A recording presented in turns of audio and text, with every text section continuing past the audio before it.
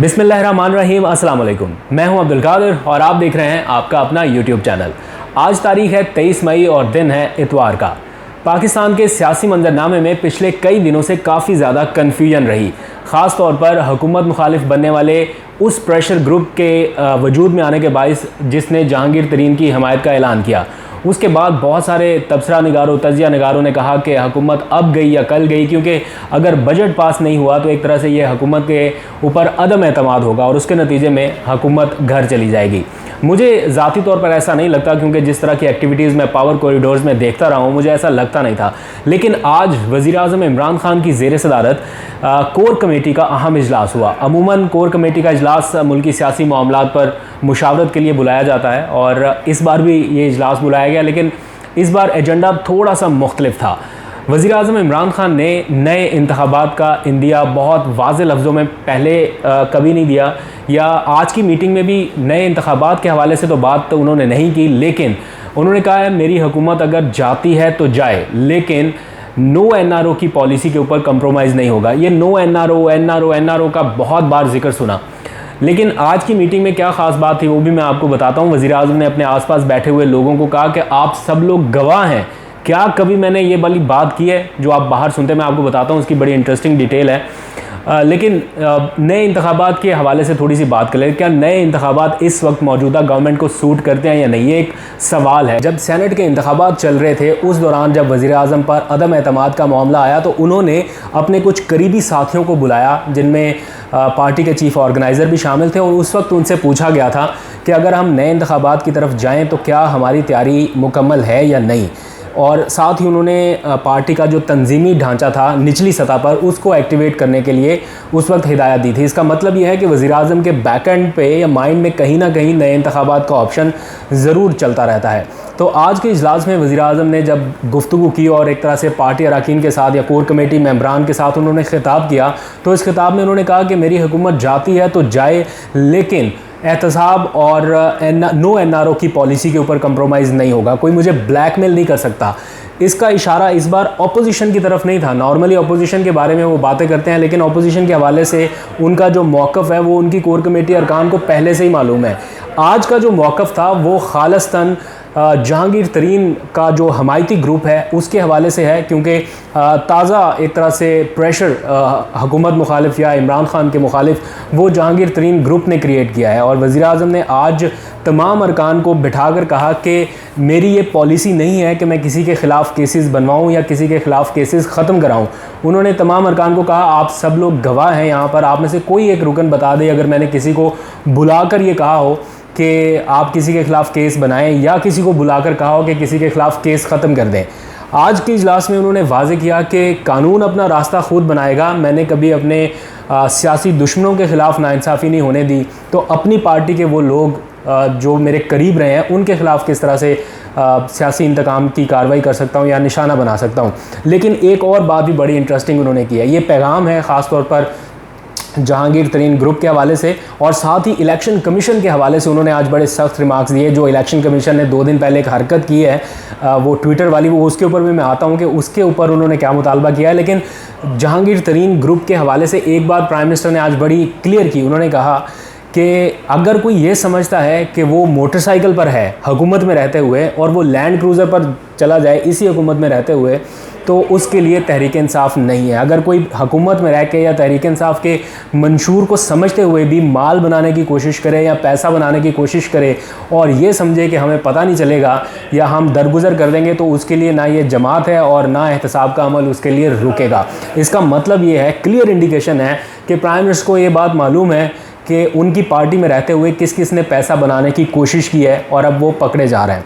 खैर, जहांगीर तरीन के हवाले से जो मामलात हैं उनमें को बहुत ज़्यादा अभी तक क्लैरिटी नहीं है, लेकिन चूँकि prime minister head of state हैं और सारी एजेंसीज उनको रिपोर्ट करती हैं तो उनको बहुत सारी इन्फॉर्मेशन है। प्लस शहजाद अकबर के हवाले से इतने ज़्यादा लोग कंट्रोवर्सी फैला रहे हैं या ऐसी बातें करते हैं कि शायद सारा कुछ शहजाद अकबर कंट्रोल कर रहा है, जहांगीर तरीन को हटाने के मामले से लेकर जुल्फ़ी बुखारी के इस्तीफ़े तक। लेकिन अगर हक़ाइक़ देखे जाएँ तो प्राइम मिनिस्टर इमरान खान इतने बच्चे नहीं हैं कि जहांगीर तरीन या जुल्फ़ी बुखारी जैसे अपने करीबी लोगों को शहजाद अकबर के कहने पर या इमा पर हटा दिया जाए। ज़ाहिर बात है शहजाद अकबर के पास चूँकि एहतसाब का सारा प्रोसेस है, तो बहुत सारे मामलात में उनकी राय ज़रूर रहती है, लेकिन प्राइम मिनिस्टर इमरान खान को जानबूझकर मिसफीड करना, इसके क्या नतायज हो सकते हैं शहजाद अकबर साहब को या उनके जो प्रिंसिपल सेक्रेटरी हैं आज़म खान साहब, उनको बहुत अच्छे से पता होगा। इसलिए पावर कॉरिडोर्स में जो बातें हो रही हैं, जो चीज़ें चल रही हैं, उनसे बाज़ार ऐसा लगता है कि प्राइम मिनिस्टर इमरान खान की डायरेक्शन पर नहीं, लेकिन उनकी मर्ज़ी से ये सारा कुछ हो रहा है। उनको पता ज़रूर है कि क्या इस वक्त ठीक हो रहा है, किसके अगेंस्ट गलत हो रहा है या किसके हक़ में बेहतर हो रहा है। खैर, इलेक्शन कमीशन ने 2 दिन पहले एक बहुत ही अजीबोगरीब हरकत कर दी। अजीबोगरीब हरकत इस तरह से की कि एक साबिक एंकर हैं, तलत हुसैन उनका नाम है, उन्होंने उनकी आप ट्विटर टाइमलाइन उठा के देख लें। मैं कभी उनके अगेंस्ट कभी कोई बात नहीं करता, ना मुझे करनी चाहिए, आप बेहतर जज करने वाले लोग हैं, लेकिन आप उनकी टाइमलाइन देख लें, हर वो चीज़ जो ज़रा सी भी इमरान खान के अगेंस्ट जाती है या इस गवर्नमेंट के अगेंस्ट जाती है, वो उन्होंने ढूंढ के ट्वीट करनी है।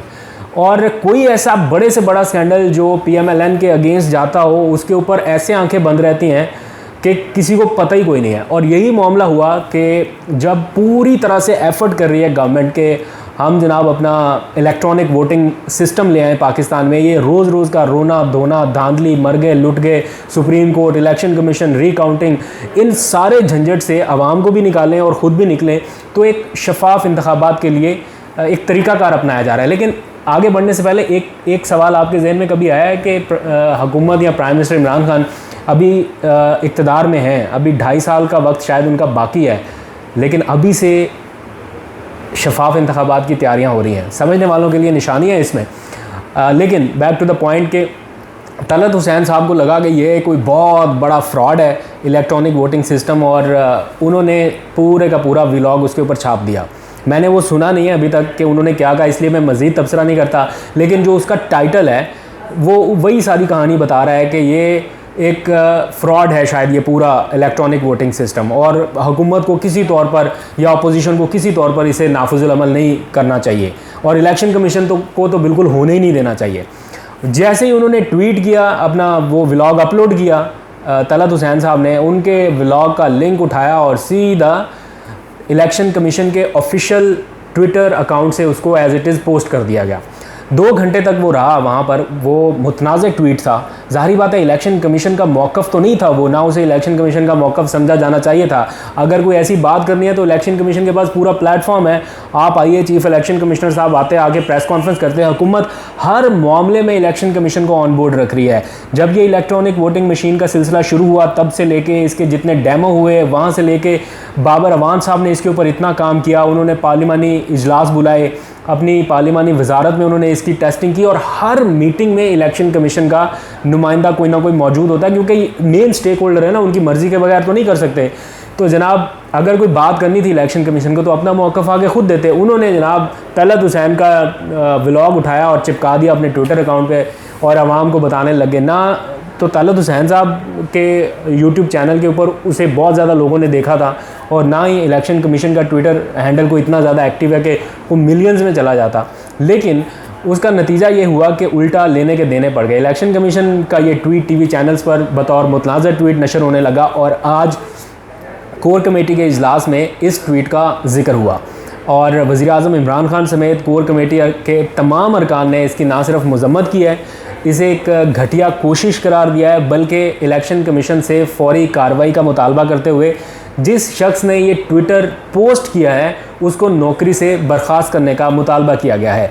कोर कमेटी के इजलास में वज़ीर-ए-आज़म इमरान खान ने भी कहा कि शफाफ इंतखाबात का एक ही रास्ता है, और वो है इलेक्ट्रॉनिक वोटिंग, और इलेक्शन कमीशन को यही टेक्नोलॉजी अपनानी चाहिए। अगर हुकूमती इक़दाम अब prime minister Imran Khan demo ले रहे हैं, सदर साहब जनाब उधर बुला के लोगों को इंगेज कर करके बता रहे हैं कि इलेक्ट्रॉनिक वोटिंग मशीन, ये बेसिक ज़िम्मेदारी थी इलेक्शन कमीशन की। इलेक्शन कमीशन को नहीं पता कि मुल्क की हिस्ट्री क्या है, इलेक्शन कमीशन को नहीं पता कि अभी रिसेंट जो 2-3 ज़िमनी इंतखाबात हुए हैं उसमें किस कदर दबाव का सामना रहा इलेक्शन कमीशन को। ये तो बुनियादी ज़िम्मेदारी खुद ECP की थी कि वो इलेक्ट्रॉनिक वोटिंग सिस्टम को लेके आगे बढ़ता और ओवरसीज़ पाकिस्तानियों को वोट का हक़ देने के लिए कोई इनिशिएटिव लेता। लेकिन पिछले कुछ दिनों में जो कुछ हुआ, बज़ाहिर ऐसा लग रहा है कि इलेक्शन कमीशन हर मामले में आके हर उस अमल की नफ़ी करना चाहता है जिसमें गवर्नमेंट इन्वॉल्व हो रही है या कोई गवर्नमेंट कोई इनिशिएटिव ले रही है। तो इस बारे में आज कोर कमेटी के अरकान ने मुतफ़िका तौर पर मज़म्मत भी की और कहा कि इलेक्शन कमीशन को एहतियात करनी चाहिए थी, ख़ास तौर पर एक ऐसा इदारा होते हुए जिसकी साख पर हर इंतखाबात के दौरान या हर हफ्ते 2 हफ्ते में कोई ना कोई अटैक होता है, अपोजिशन की तरफ से हो या हुकूमत की तरफ से हो, तो उसको मुतनाज़ मामलात में पढ़ना ही नहीं चाहिए था। तो हुकूमत तो अपने तौर पर इलेक्शन कमीशन से अरकान से और चीफ़ इलेक्शन कमिश्नर से पहले ही मुस्ताफ़ी होने का मुतालबा कर चुकी है। अभी कोई रेफरेंस नहीं दायर किया गया, लेकिन इलेक्शन कमीशन की जानिब से जो हरकत की गई है उससे अब गवर्नमेंट का जो नैरेटिव है वो मज़ीद स्ट्रॉन्ग होता जा रहा है। इसके ऊपर मेरा ख्याल है हुकूमती वुज़रा को एक आध दिन में प्रेस कॉन्फ्रेंस भी करने वाले हैं। और प्राइम मिनिस्टर इमरान खान ने आज की इस सारी मीटिंग में जब समराइज़ किया अपने ख़िताब को, तो उन्होंने कहा कि अगर किसी को हुकूमत गिराने का शौक़ है तो वो पूरा कर ले। ऐसा लगता है कि प्राइम मिनिस्टर की तैयारी है कहीं ना कहीं बैक एंड पर। लेकिन एक सवाल यहाँ पर आप लोगों के लिए छोड़ना चाहता हूँ कि इन हालात में अगर री इलेक्शन होता है तो क्या इमरान खान साहब को उतनी ही नशिस्तें वापस मिल सकती हैं या उतनी ही अवामी पजीराई मिल सकती है या नहीं? ये एक क्वेश्चन मार्क है ख़ुद हमारे लिए भी और मौजूदा हुकूमत के लिए भी, क्योंकि बहुत सारी चीज़ें ऐसी जो पाइपलाइन में हैं जो बेहतर हो सकती हैं, जो बेहतर होने के बाद गवर्नमेंट को मज़ीद अवामी सपोर्ट मिल सकती है। उसके बाद री इलेक्शन में जाएंगे तो शायद ज़्यादा बेहतर होगा। लेकिन एट द मोमेंट जब महंगाई ने लोगों की कमर तोड़ दी, आप री इलेक्शन में चले जाएंगे तो मामला शायद हुकूमत के हक़ में उस तरह से नहीं होंगे। लेकिन इसी सोच को रखते हुए क्या गवर्नमेंट ब्लैकमेल होने लग जाए या एहतसाब का अमल रोक दे, इस सारे मामले को लेकर प्राइम मिनिस्टर ने आज अपनी पोजीशन बिल्कुल क्लियर कर दिया कि री इलेक्शन अगर होते हैं तो हो जाए, हुकूमत जाती है तो चली जाए, असम्बलियाँ टूटती हैं तो टूट जाएँ, कुछ भी हो जाए, लेकिन जिस नज़रिए के ऊपर आप आए हैं, एहतसाब का नज़रिया, कानून की अमलदारी का, पासदारी का नज़रिया, उससे पीछे नहीं हटेंगे। प्राइम मिनिस्टर इमरान खान के कोट एंड कोट मैं आपको वर्ड बता देता हूँ। उन्होंने कहा कि कानून अपना रास्ता खुद बनाएगा, अगर कोई ये चाहता है कि मैं उसे फेवर दे दूँ तो ये नहीं हो सकता। और साथ ही उन्होंने कहा कि प्रेशर ग्रुप जो कर रहा है या इलेक्शन कमीशन जो कर रहा है वो दुरुस्त तरीका नहीं है। आइनी मामलात और कानूनी मामलात अपने रास्ते खुद बनाएंगे। प्राइम मिनिस्टर इमरान खान साहब की इन बातों में कितना वज़न है ये आने वाला वक्त बताएगा।